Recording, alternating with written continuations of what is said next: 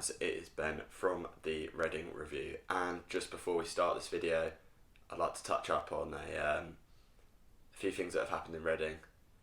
As we know, on match day it'll be 7 days since the devastating attacks in Reading, and I just want to have a moment of thought and a moment of just to respect the life that has been lost in these terrible acts. I can't begin to imagine how the families that are affected are feeling. So my thoughts really do go out to everyone who's been affected by this, and together as a city, together as a community, we can be strong, we can get through this together on the other side, and just show how tough Reading can be.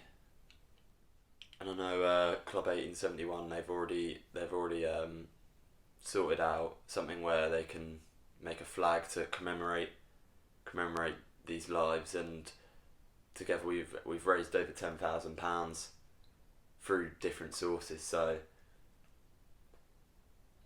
we can be strong, we can get through this. Let's get into the match preview.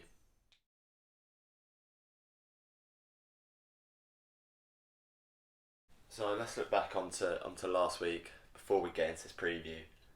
Stoke played relatively well for the majority of the game. We switched off for that corner, which may not have even been a corner, but terrible bit of marking, and probably in the end we deserved to concede based on that defending, really. And against Derby, we're gonna need to be on it. We're gonna need to be playing well, because as we know in our previous meetings, there's always goals that come usually very late in games between Reading and Derby, so going to need to be very wary of that.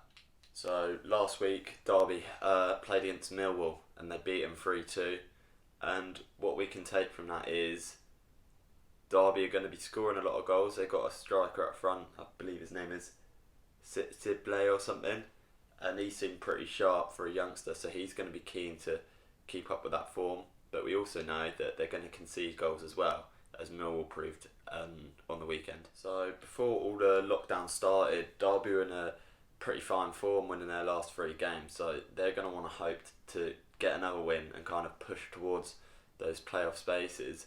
And as well as us, this is almost a last chance to maybe make something of this season.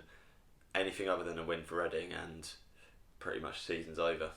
So yeah, like I said, this sort of game, although we've got an outside chance of maybe making a push for the playoffs, if we don't win this, probably going to not be the case. We need to really win pretty much every game left of the season to even have a chance of sniffing near the playoff position. So I think it possibly could be over for us, but you never know in this league.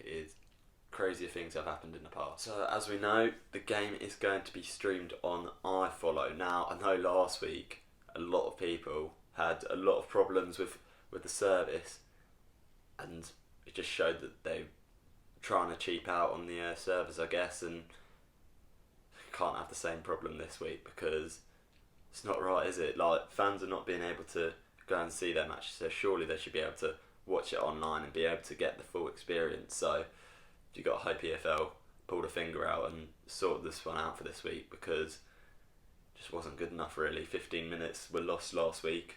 A lot of Reading fans didn't even get to see our goal, so let's hope this week they turn it around a little bit. So, score predictions, what I think is going to happen. It's another tough one to really work out, because we've come back into these games basically not knowing how anyone's going to play, how anyone's going to cope, because weather's hot, teams aren't used to playing at this sort of time of the season, so it's difficult to make a judgment. However, I am going to say that I think we're going to come away with a point again this week.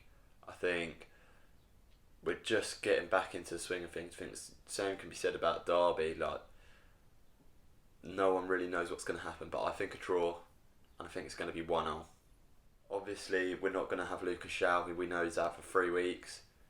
Danny Lowe has refused a contract, which, am I bothered about that? Not really.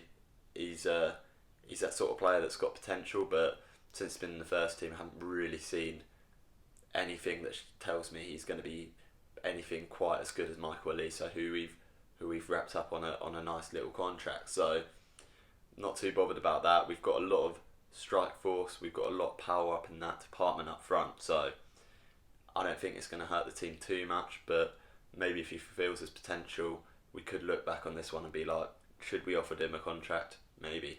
It's my goal scorer for tomorrow's game. It depends who starts up front, I think. I think if George Priskas starts up top and gets given the nod, I think he could potentially put one in. But the same can be said, I think Yaku Mate is probably in with a shout starting up front, given he's got a good record against Derby. His first goal ever for Reading was against Derby, so we'll have to wait and see, won't we? Right, so that was my match preview for Reading against Derby. Let me know what you think is going to happen in the comments below. As always, please like, please subscribe, and I'll see you later.